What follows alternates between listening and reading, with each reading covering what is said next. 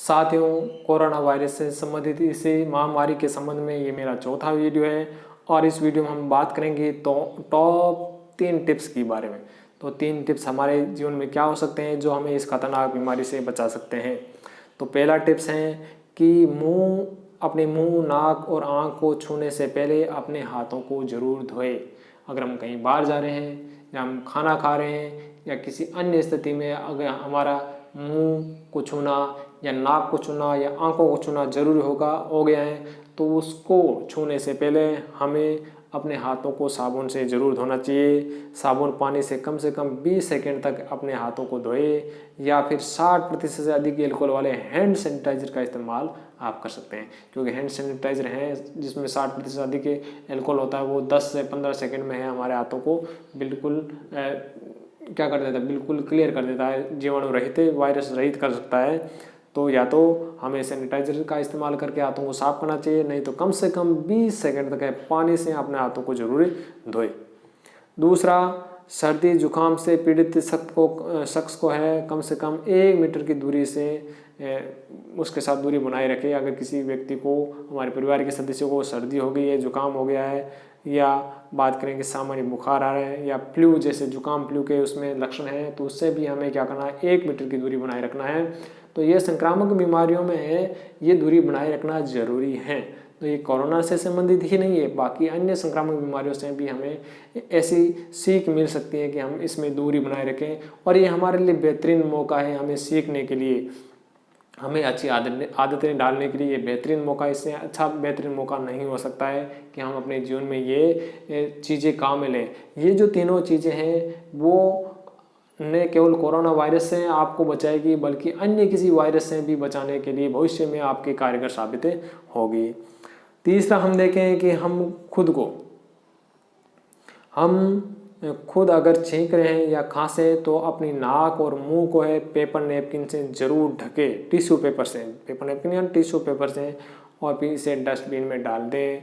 Paper napkin न हो तो नाक को अपने पास की बाजू में ले जाए, क्योंकि बाजू के स्थान को हम अपने हाथों से बहुत कम छूते हैं, तो अपने बाजू के पास ले जाए। और रुमाल का इस्तेमाल भी सुरक्षित नहीं है। अगर हम रुमाल निकाल रहे हैं और उसमें फिर छींक रहे हैं तो उसका इस्तेमाल सुरक्षित नहीं है, क्योंकि वायरस है रुमाल में आ जाते हैं, फिर वही रुमाल हम जेब में डाल लेते हैं, फिर दोबारा हमें नाक पोंछना है, आँख पोंछना है या हाथ पोंछना है तो उसी रुमाल से हम क्या कर देते हैं, वापस हाथ पोंछ लेते हैं, तो वापस वो है वायरस वापस अपने हाथों में आ जाता है। तो क्योंकि अगर किसी के मुंह से निकलने वाले ड्रॉपलेट्स यानी छोटी छोटी बूंदे में अगर वायरस मौजूद है, चाहे वो कोरोना का हो या किसी अन्य का हो, तो वह रुमाल में मौजूद रह सकता है। इसलिए रुमाल को छींकते या खांसते वक्त है वो काम में नहीं ले, इसके लिए हमें पेपर नैपकिन का इस्तेमाल करना चाहिए या फिर हमें अपनी बाजू का इस्तेमाल करना चाहिए। इसके अलावा देखें, कोरोना वायरस है, उस दुश्मन को हमें जानना है, उससे डरने की आवश्यकता हमें नहीं है। तो क्या हम सावधानी ले सकते हैं। तो कोरोना वायरस से नया वायरस है, अभी तक इसकी दवा नहीं बनी हुई है, वैक्सीन भी नहीं है, इसे बनाने में पूरी दुनिया में काम हो रहा है और अमेरिका में इसकी टेस्टिंग भी चल रही है, और परंतु इसे बाज़ार में आने के लिए कम से कम 1 वर्ष का समय ज़रूर लगेगा। इसलिए बचाव ही बेहतरीन तरीका है। हाँ, ये वायरस से एक शख्स से दूसरे में फैलता है, खांसने या छींकने से फैलता है। अगर कोरोना इन्फेक्शन से पीड़ित किसी व्यक्ति को खांसी या छींक आए तो उसे कम से कम 1 मीटर की दूरी बनाए रखे। तो स्वस्थ शख्स है कोरोना का 1 मीटर से अगर कम दूरी की अगर हम दूरी बनाए रखें तो वो स्वस्थ व्यक्ति भी कोरोना का शिकार हो सकता है।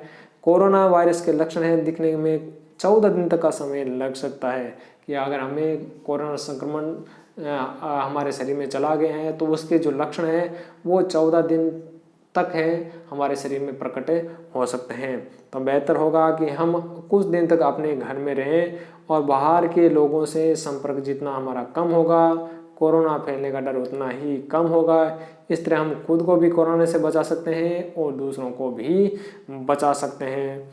तो बचाव ही इसका उपाय है। इसके अलावा हम देखें कि अगर हमें बाहर के लोगों से मिलना ज़रूरी है, हालांकि सरकार ने कहा है कि आप सोशल डिस्टेंसिंग बनाए रखें, फिर भी अगर हमें ऐसी परिस्थितियों में बाहर जाना पड़ जाता है तो कम से कम 1 मीटर का फासला बनाकर जरूर रखें। मार्केट में, बस में, मेट्रो, ट्रेन, अस्पताल आदि स्थानों पर है एक दूसरे से कम 1 मीटर की दूरी बनाए रखें।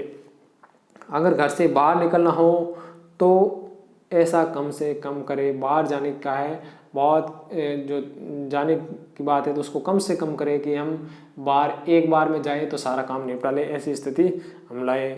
शरीर की इम्यूनिटी को मजबूत रखने के लिए रोज कसरत करें, ध्यान करें, योगा करें और खुश रहें।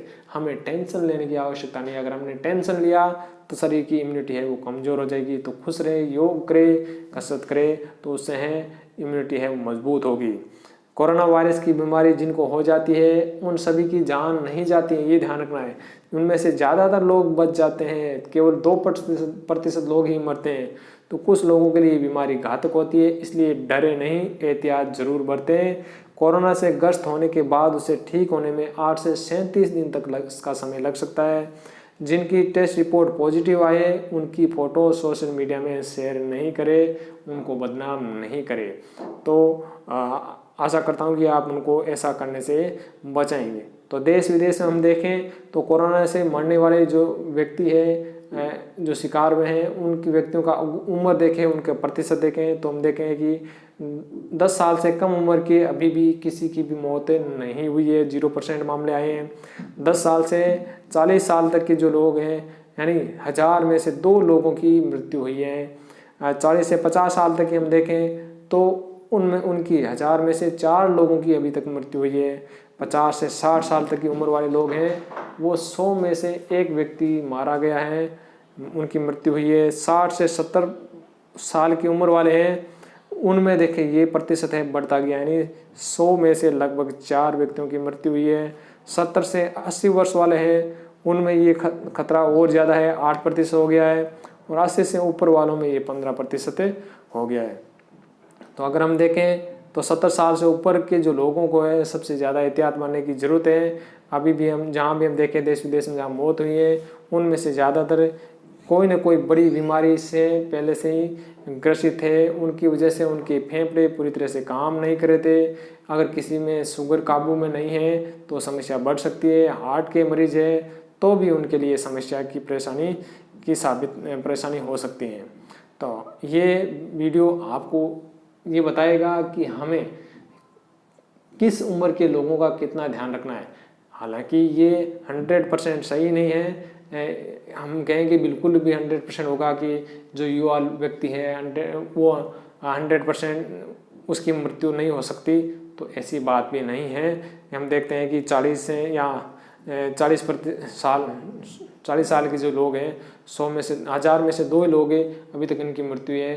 तो इसके भरोसे भी हमें नहीं रखना, ये आंकड़ा बदल सकता है। तो कोरोना को है एक हल्के में लेने की हमें कोई भी बात नहीं करनी है। हमें निश्चित रूप से हम युवा है जिसका मतलब ये नहीं है कि हम जो एहतियात बरतना छोड़ दें, हमें एहतियात जरूर बरतना है। धन्यवाद।